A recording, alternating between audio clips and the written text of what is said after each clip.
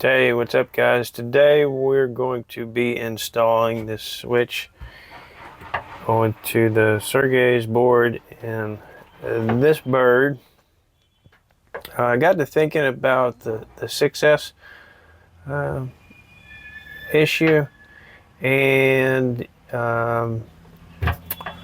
rather than I wanted to put it like a XT60 connector in here, ideally, but then I figured, well, it's going to interfere with, using this to hold whatever kind of thing I've got to capture the pack down here, and I couldn't plug it in very easily.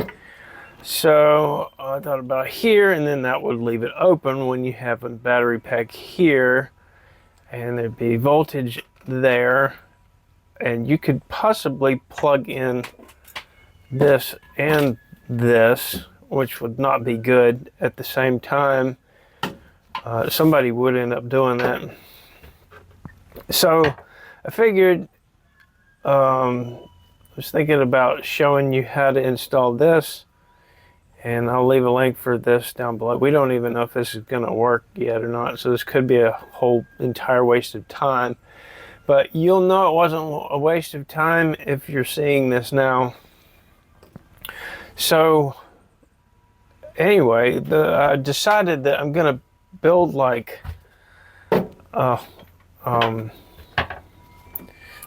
top of this, and then just have a way to fasten this to that,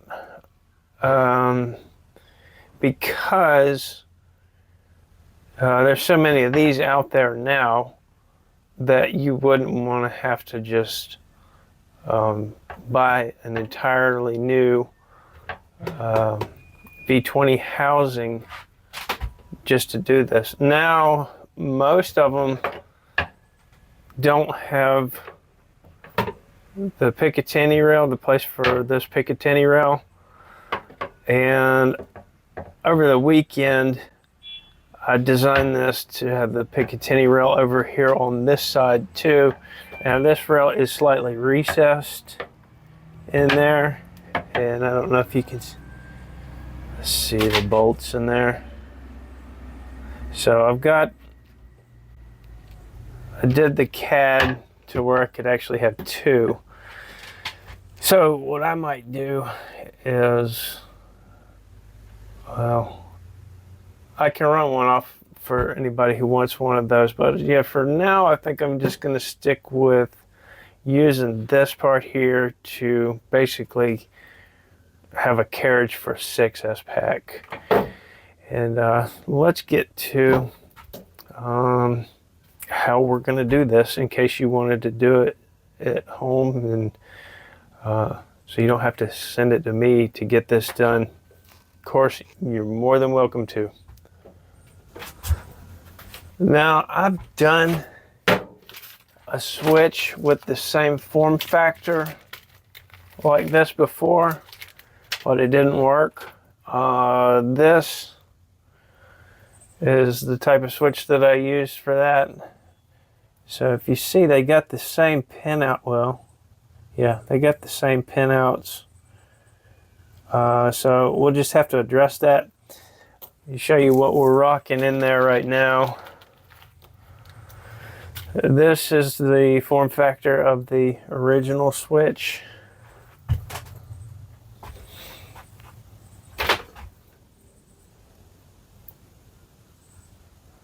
Yeah, I got terrible lighting in here. Hang on, I'm going to turn on some other lights.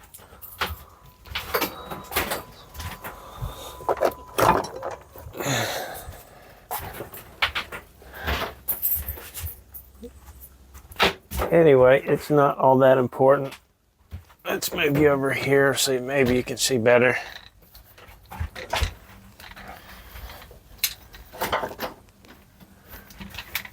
Real professional, Dawson.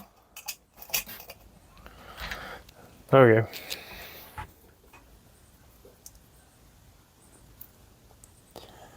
So On top is what we have in there now, and on bottom is what we're going to put in there.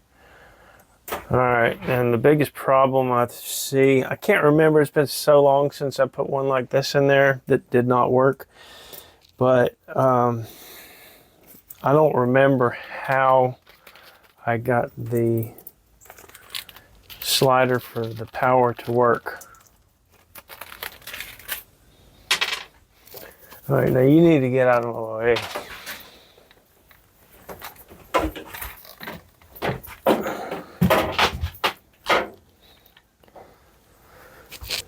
So first we need to remove any stock that we have. However yours attaches.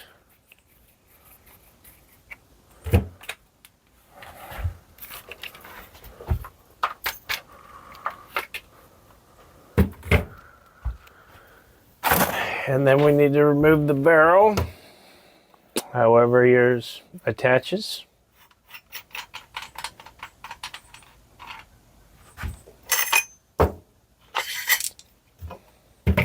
Well, the shroud anyway. It's best if we don't remove the whole barrel.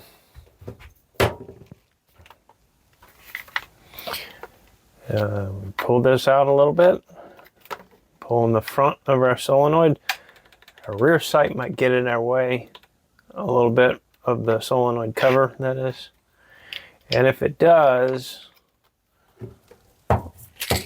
what you can do, just loosen it up so it raises up a little bit, and then your cover will come right off. Because we need to get to the back of it. We need to desolder these two wires. I usually put it in the vise for this, but I'm just going to do it here.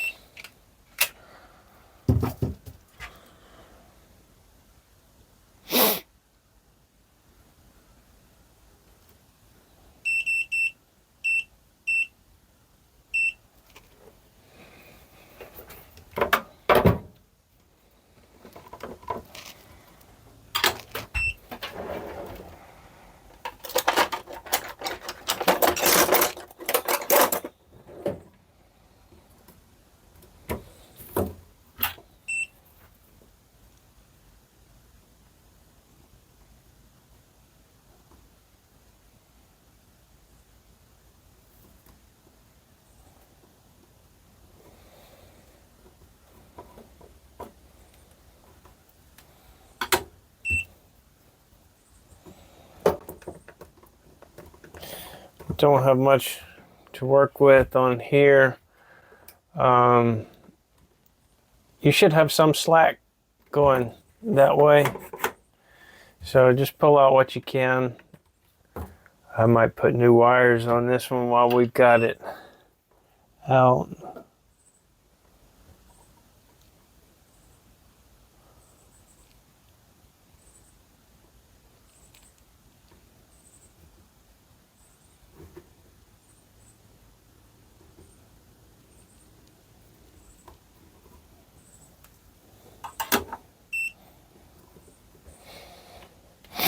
And get your wires straight and off to the side, because I got to get by this solenoid on that side when you go to pull it apart. And now oftentimes they'll get a little bit stuck when you're to this point, so just hold on to them right here so you're not stressing the circuit board, because these are connected to the circuit board. And just get them out. Good Lord.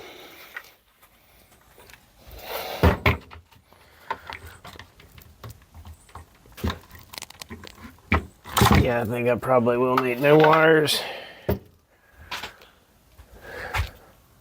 They're usually not that hard to get out, but I've had this one apart so many times that this insulation will start to melt and your wires will, yeah, probably just gonna put new wires on there. Now we need, for a Bumblebee, these two screws are flatheads, but for a Blackbird, they're gonna be Phillips. So these are flathead.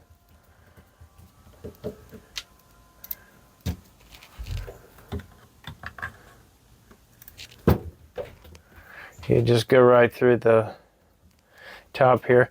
Now, if you got a Bumblebee, you're not going to have this. That's from a Blackbird that I mounted on there.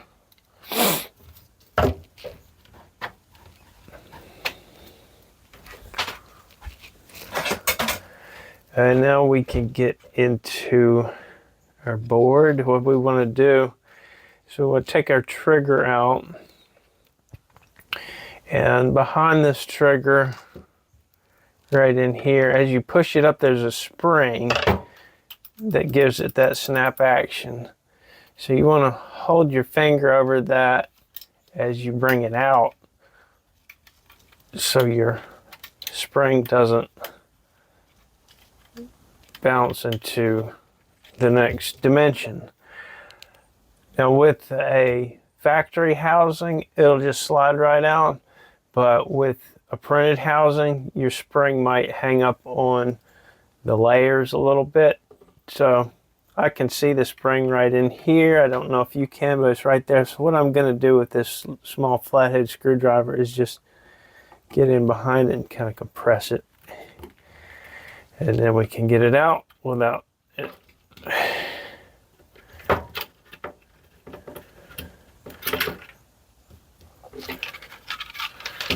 So you see that little post?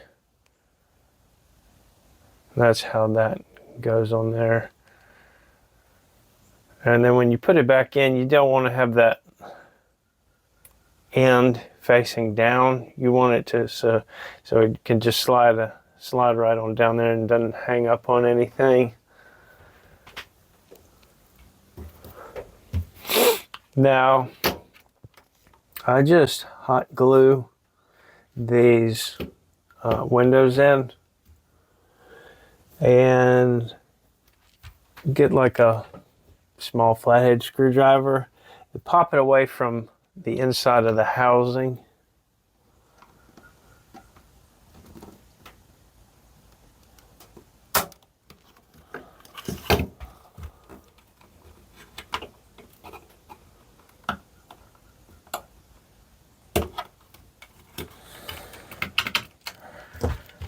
And then we can just remove it like so. Now I'm going to try to do this without desoldering the power wires. And easiest way to get that power switch off is to just, if you got a pair of these little snips, just go ahead and snip it.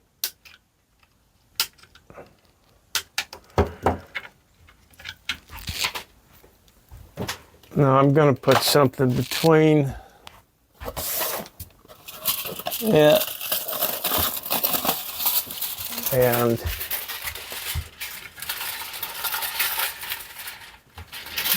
the housing for this. And since I'm getting old, I gotta go get some glasses, so I'll be right back. Okay, I'm gonna go ahead and put this rag up under here. It's probably not necessary, but it just gives me a little extra insurance, especially with if I happen to hit it with that soldering iron, my housing. So for some reason I feel like Bob Ross doing all this today. And there we go, we got a happy little BB machine gun.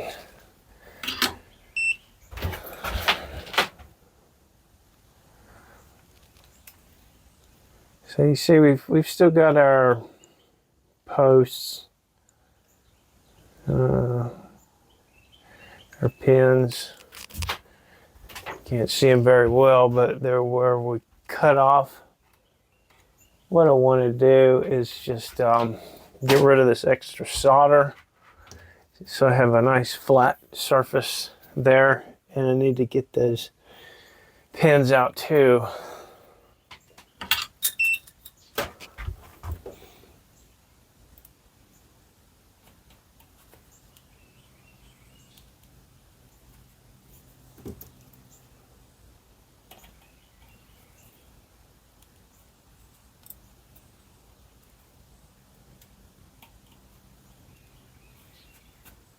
So those are pins,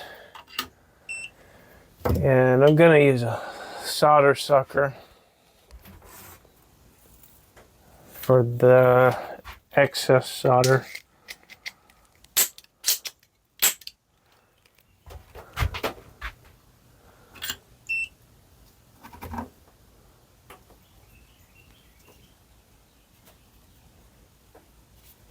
I'm going to switch my tip. Alright, I've got a little bent tip to get up under there better.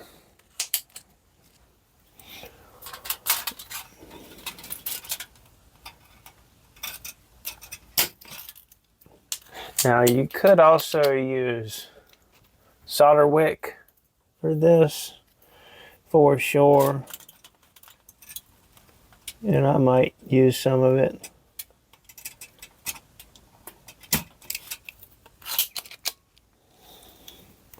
This is just faster.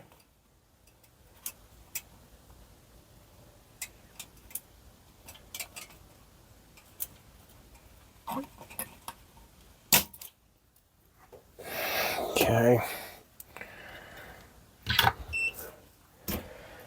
I'm gonna get some alcohol and clean that up a little bit.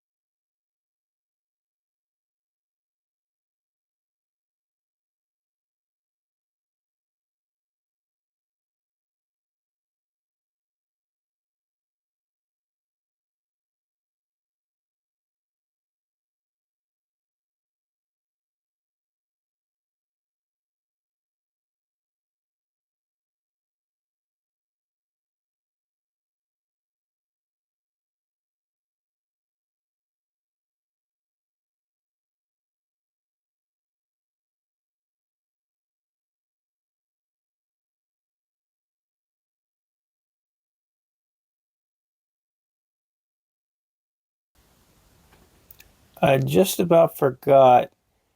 Now, if you do plan, we don't even know if 6S is going to work yet, but if you do plan on running 6S, some capacitors, I'd say the vast majority of capacitors on Sergey's boards in the wild are only 25 volt rated. Now, when we run 6 14500s and they're fully charged, that's 25.2 volts. And I think we're able to get away with that because the amperage is only 700 milliamp hours. So, and you've got the motor that runs whenever, you know, it's pulling amperage. But I'm not entirely sure why that works without blowing the capacitors at full voltage. It's never happened before though. But with these LiPo packs, you've got a really good chance of blowing the capacitor with a fully charged LiPo pack at 25.2 volts. So if you plan on running a 6S and you're doing this yourself, you need to make sure some of these I've done are 35 volts, and that's back with another 6S experiment. But most of them are 25 volts. It'll say on the side, you know, the big capacitor is a 10,000 microfarad capacitor. You can find these in the same form factor or close to it in 35 volts.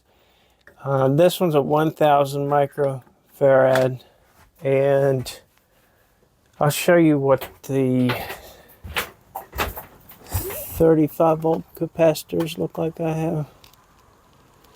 So this is 2200 microfarad. If you could find a smaller one like 1,000 microfarad for your smaller capacitor, that would be more ideal, I think. This one's not all that crucial according to Sergey, and 1,000 seems to work just fine. But these are what I have. See, this is the 35 volt, 10,000 microfarads in the same, roughly the same form factor as, actually it's a good bit smaller. So these are going to be the ones that I am going to have to swap out before I do the 6S test.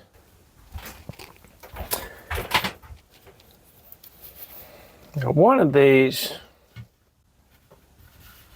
wires is tied in with one of our solenoid wires. Where are my glasses? Oh boy. Do this without glasses. So, take note of your polarity of your capacitor. See, this side is facing you. You don't want to get your polarities mixed up on these. And over here, it is the opposite. So,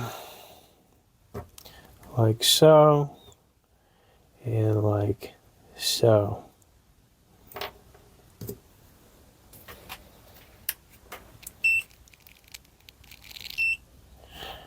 Yeah, this solenoid wire is also tied in right here.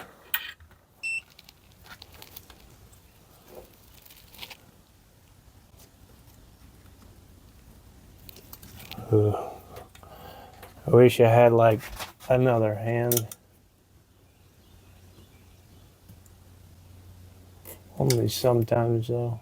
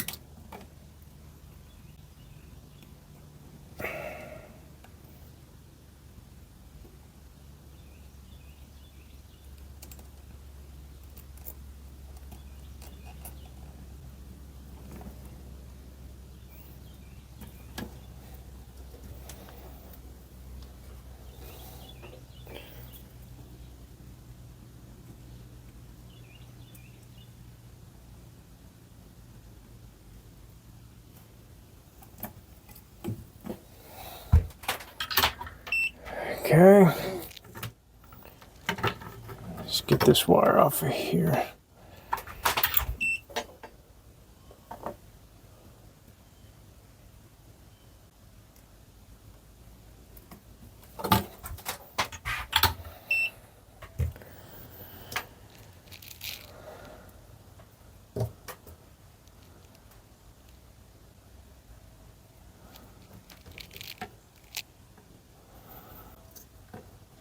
I'm gonna go ahead and just take this one off too while I'm at it.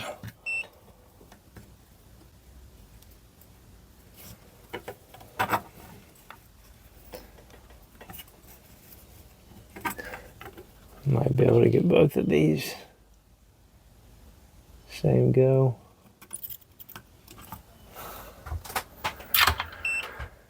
All right. And now, clean those holes out. Oh God, I gotta get my glasses.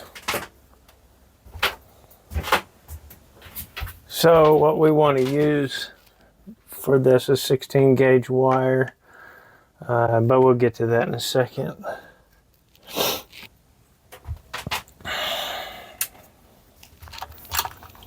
Gonna just change my tip.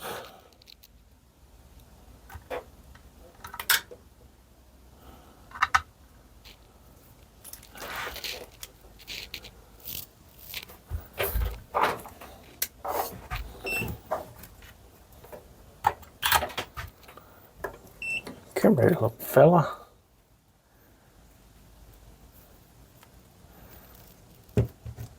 Could use your help. A little helping hand. Yeah. Come on, don't be shy.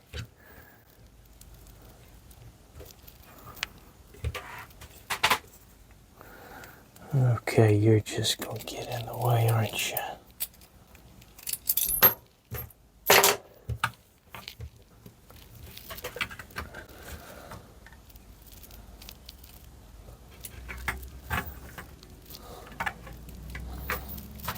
Yeah, should have just disconnected it.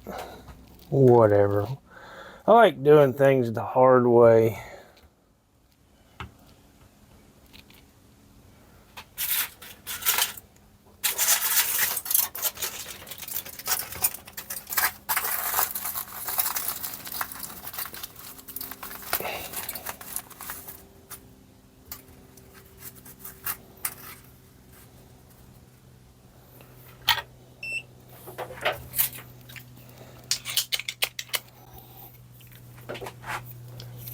Ooh.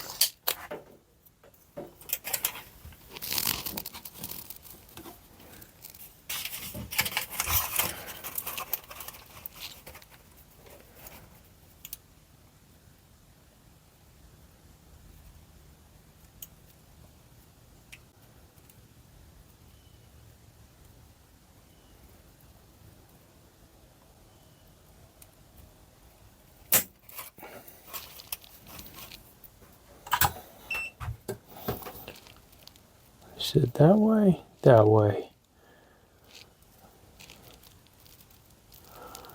So we're gonna go with that way.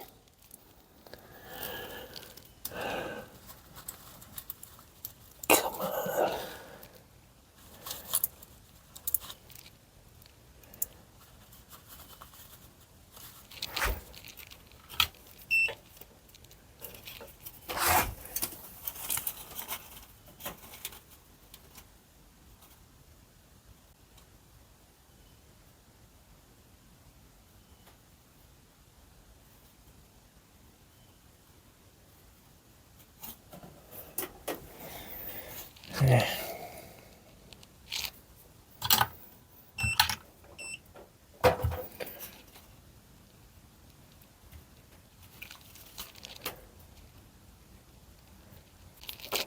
Did that work?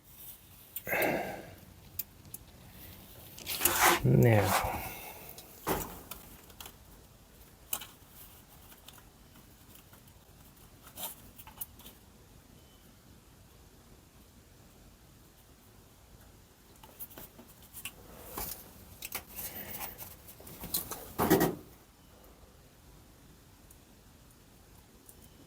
Don't make fun of me.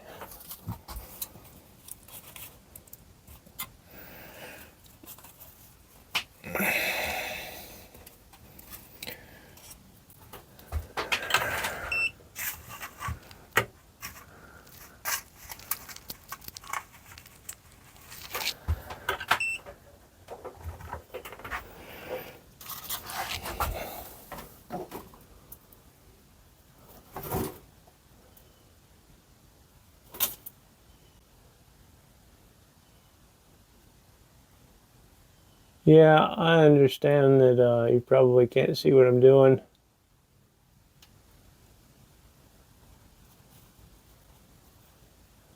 I'll tell you what I'm doing though, I'm soldering.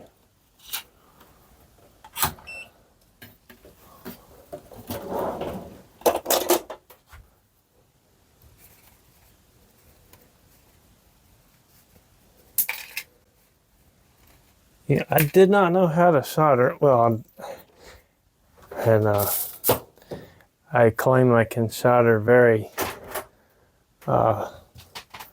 liberally these days, but yeah, messing around with these BB guns is what made me get, first rework station.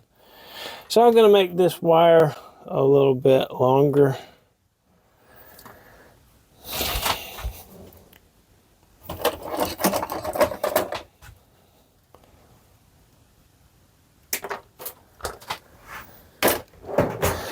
Let's see, you gotta clean up these holes too. And polarity for this does not matter. The solenoid, that is.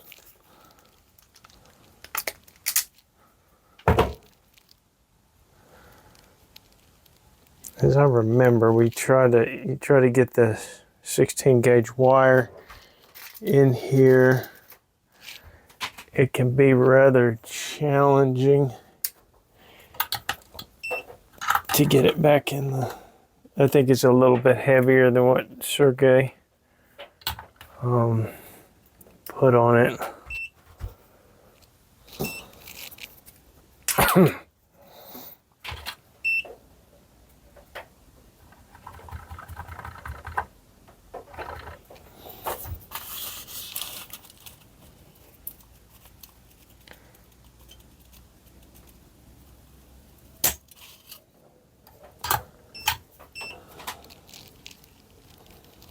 So we're just gonna pre-tin this one.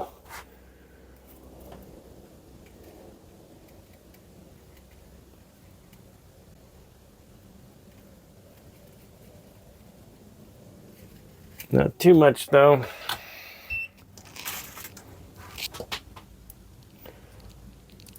Hey, it went right in there.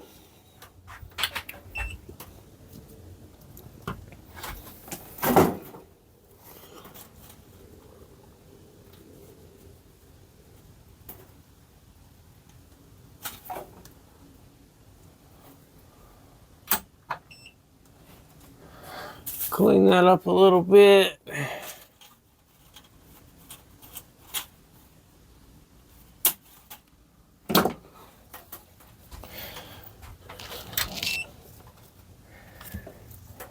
Gotcha.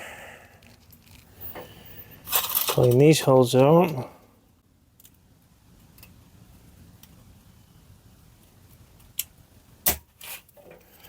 And then this far one over here is the one with that uses the same hole for the capacitor as it does your solenoid wire. Oh, all right, got it. I don't know what I say, this went like that. That's how we're going with it anyway.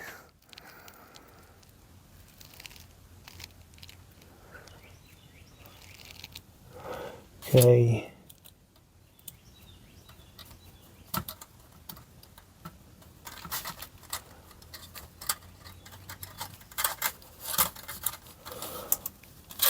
Oh, I didn't get that other one all the way. Go ahead and put some more solder on it. Actually, maybe I can get it from this side.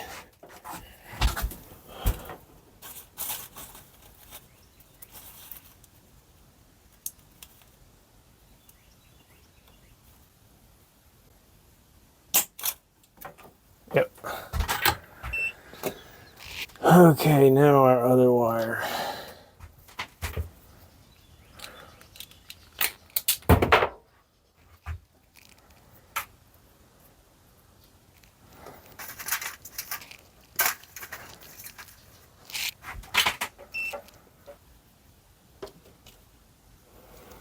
The last of a roll.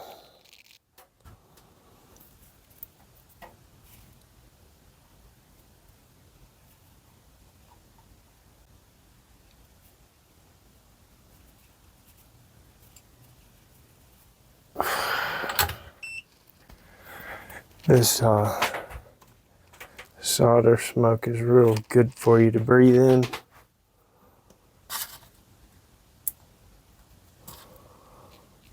Okay, and yeah, it's best to just get that in there and this in there. Solder that one up at the same time.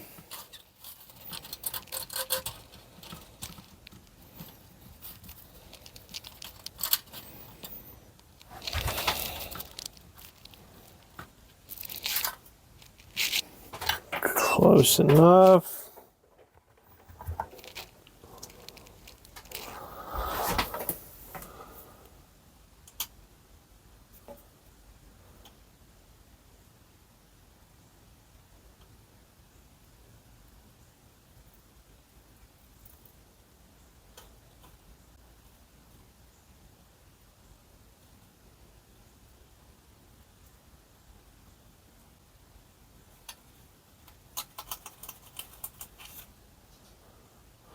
That was a good roll.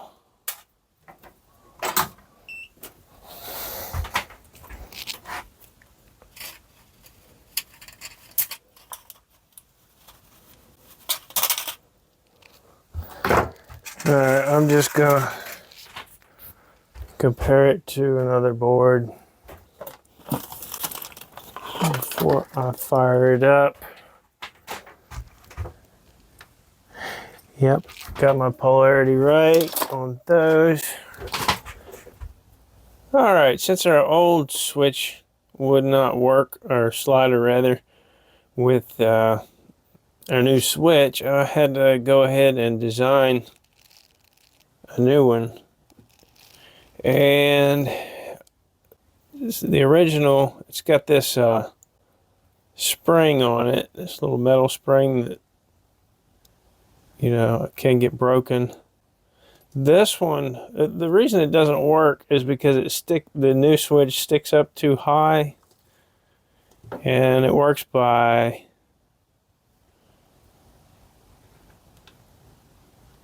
so that is engaged, and the top part is what keeps it clipped in and not moving in both directions. So in the off position, it holds it off, and then in the on position, it holds it on. So it does that by pinching that little area right there. So I figured if I gave it like a plastic finger to grab that, I could get the same sort of effect. And now this part of it is what presses the button. So we're going to stick this back together. and I'll run you through that, the trigger, how to get that in there.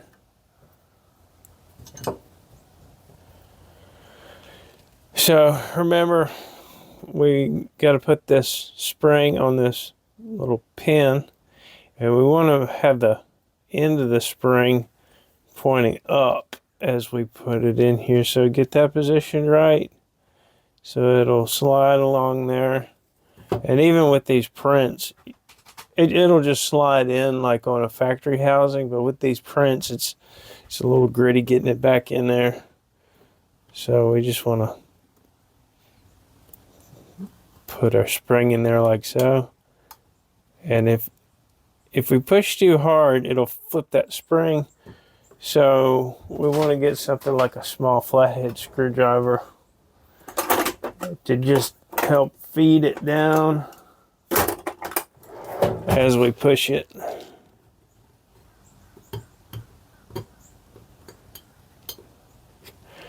And you want this pin, this cross pin that it pivots on, to hold your solenoid wires in place.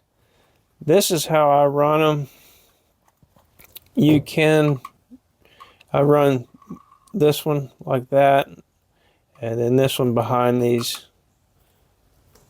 And you can move this pin over once you get it where you want it, to make sure that those are captured. Now, with this one, it doesn't really matter if you clip it in here or not. There's no spring to break.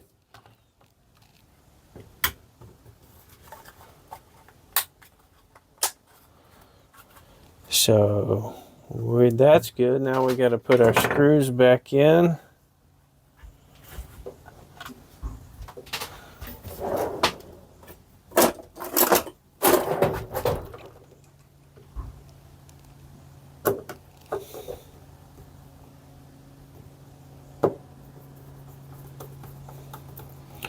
That's a little tip if you don't know it, to keep from cross threading screws. What I like to do is turn them counterclockwise, if they're right-handed threads, that is. Opposite of however they screw in, with a little pressure. And then when the can't think of the name of it, but the raised portion on the outside of the screw, the coil part, when that crosses over the thread, when it crosses over the groove, you'll hear it click. You'll feel it click. There you go. And then you can just, you're in the groove.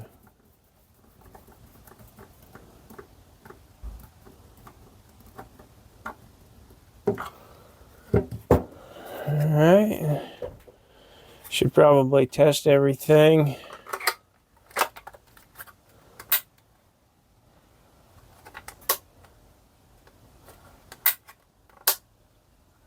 Well, we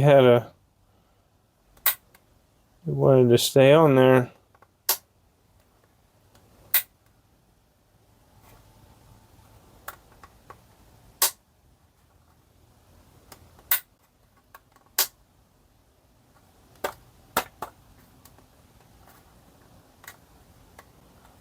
I'm going to take this apart now, find out what's going on.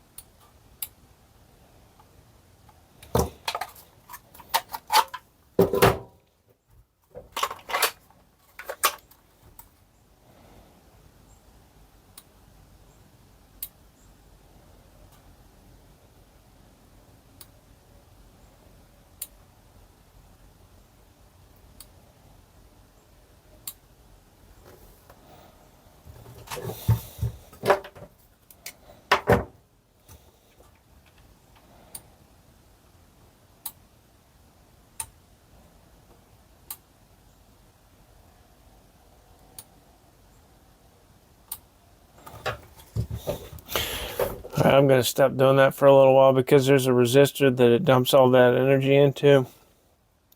So I'm going to let that cool off for a little bit, and I'll be back to test it out some more. And we're back. So my experience with this and the original switches and 6S was, back in the day, I would run 6S packs, and sometimes they would weld, and they would usually eventually weld the switches in place. But when I would build one and test it out, it was quite common for the switch to hang up when it was right after it was built, and then you wouldn't have that issue anymore, at least for a while.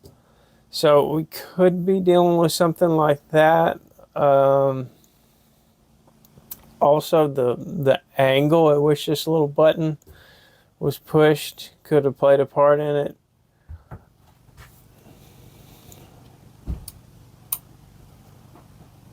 Let's see what else.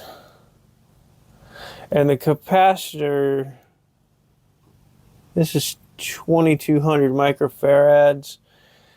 So I just went ahead and ordered some 1000 microfarad 35 volt capacitors, which will also help.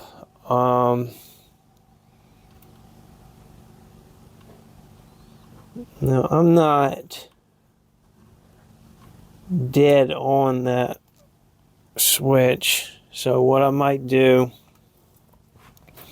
is, you see how I'm just barely on the edge of it? What I might do is bring this part out a little bit more so it's on the entire button.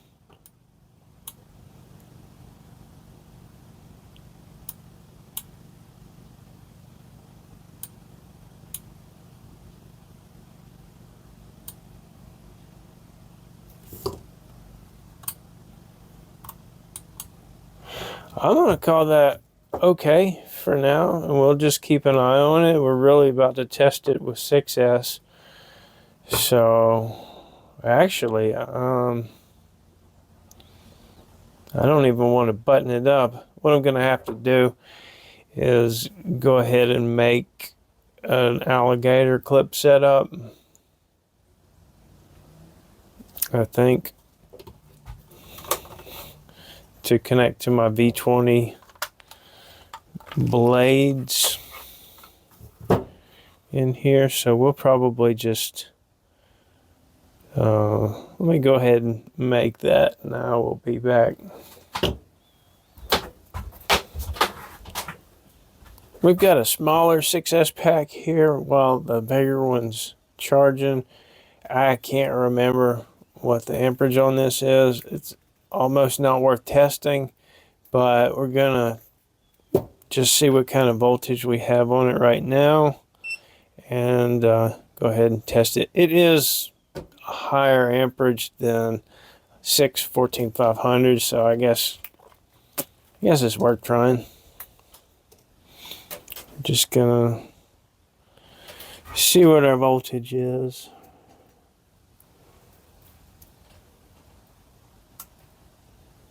Man, it's only at 19 volts. Maybe I did not charge this one all the way. That's weird. Oh well, I guess we'll just plug it up since we're here. And I'll go through it on the charger. I think there was probably something wrong with this battery pack.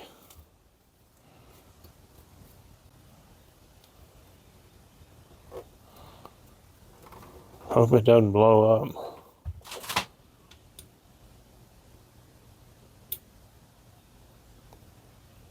Was that just me, or did the lights dim when this turned on? Oh, no.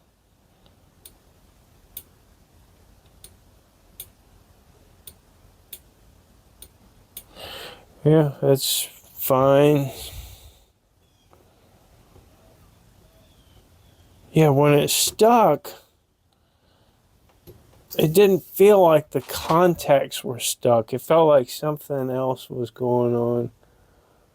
I don't know. Anyway, back in a moment. All right, guys, I remembered this power supply, and just double checked, and it can do 5 amps at 30 volts. So I've got it on 25.2 volts with current all the way turned up, and we're going to use this.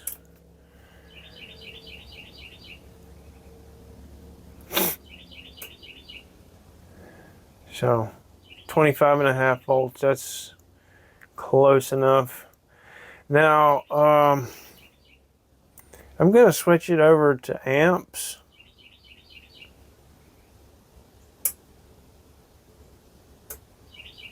And maybe we'll get a glimpse on how much it draws when we fire it up.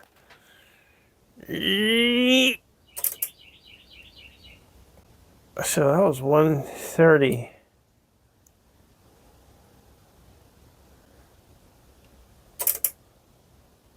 Half an amp. So this is mimicking what a 6S pack would do.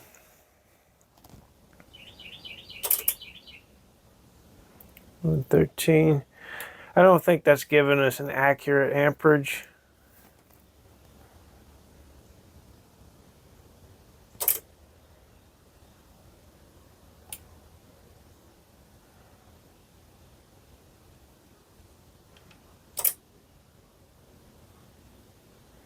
Well, it might be because you see where it's inconsistent.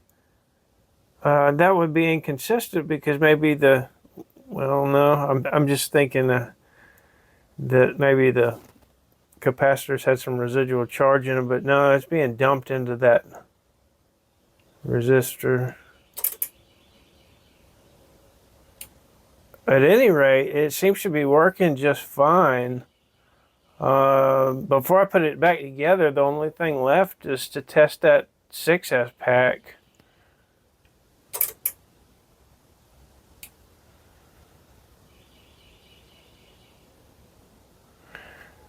But yeah, I mean, if it, I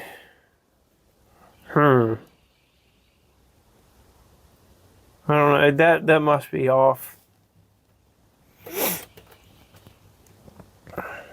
Dang, that's almost 26 volts.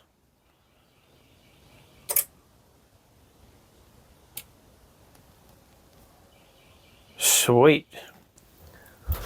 All right, I had this battery on the charger for 2 hours, and then it cut off. Didn't ever reach the full 25.2 volts, but we'll see what it's at now.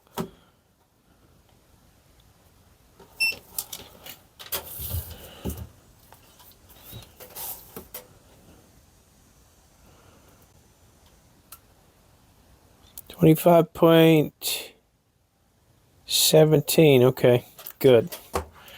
Now, asking AI what the continuous discharge rating of this 2650 35C rated pack is. It comes up with 92.75 amps. Now, this thing does not draw nearly that much. It probably draws 3, maybe 4 amps, I'm guessing. But, and this battery isn't in the best shape. I didn't see anything wrong with it on the charger. And it's been off a little while, and it's still got over 25 volts. So it's going to be able to provide more amperage than this uses. And that's why I wanted to test it. So we'll go ahead and plug it up.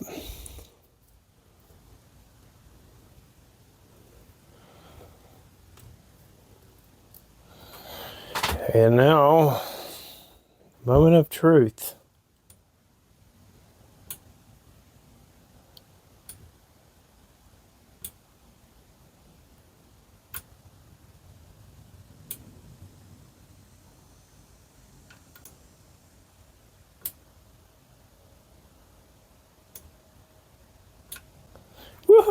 Whew, the switch did not want to stick at all. Let's just do this and screw the cover down on it, just to make sure that that first time it stuck didn't have something to do with the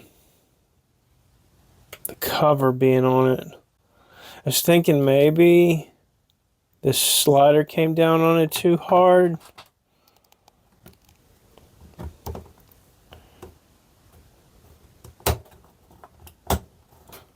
Alright, I'm going to go ahead and button it up.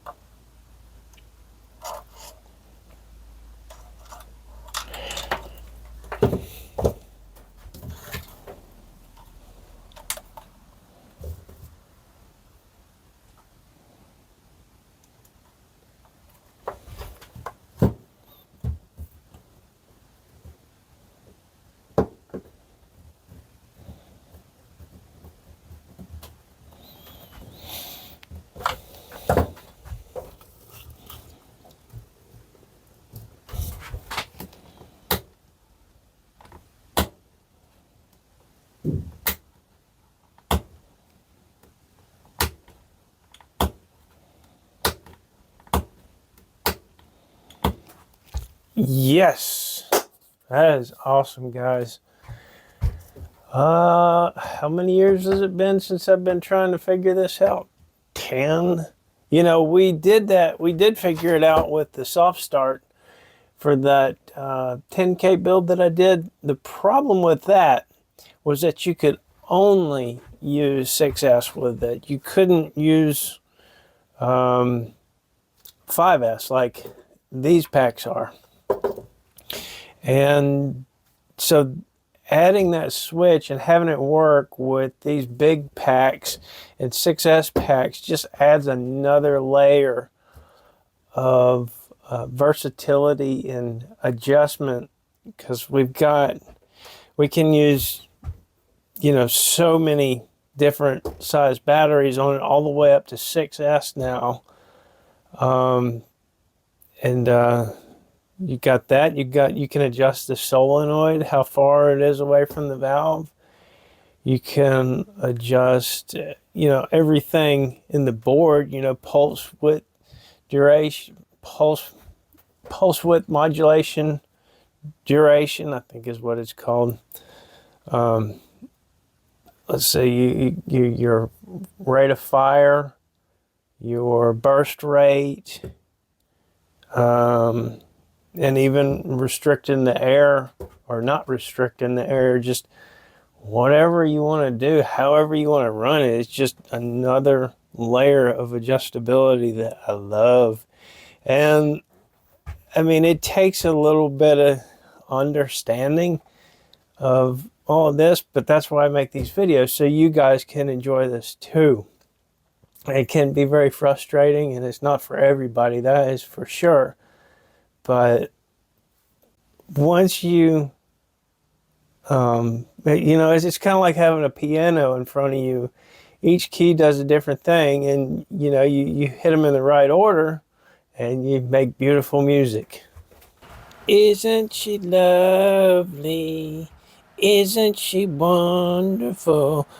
All right, let's see here. This is the bottle that we shot the other day, and I want to use it because it's kind of a baseline. Now, I did go in here, and when I emptied this, it was about half full, and I think there was like 400 shots on the counter. So it was shooting pretty it was actually in tune pretty good. I did give it another little tiny adjustment, tightened up the clutch a hair. That being said, we were running a pulse of 3, which is the lowest pulse that you can run on one of these. Now, I thought about trying this out without you guys to see if I could get some more pulse, if I could put some more pulse in it. But I figure that I'll just go ahead and run it on 3 like we did before. I might be able to bump it up to 4, 5, 6. I don't really know with this 6S pack. And I've only got like 400 or 500 shots out of that tank just to give, that gives me just a baseline. So what you're going to see there's probably more performance to be had out of this setup is what I'm trying to say. Today's target will be a 3-in-1 radio clock cassette player by Electro brand. This is vintage 80s.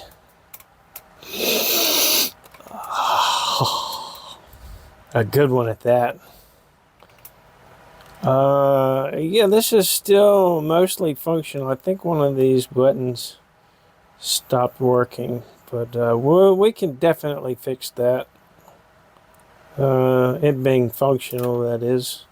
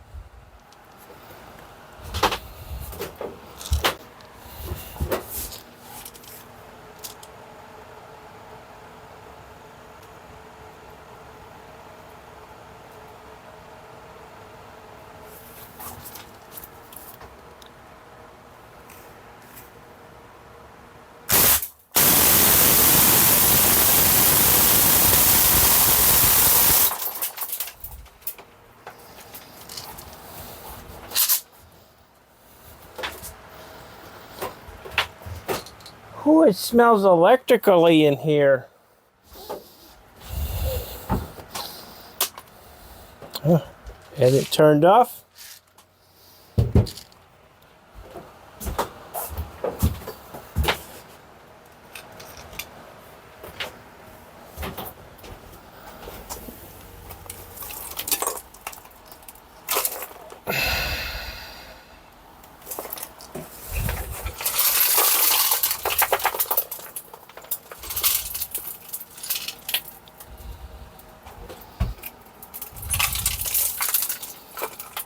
You'll never ruin anybody's morning ever again. Thanks for watching. Later.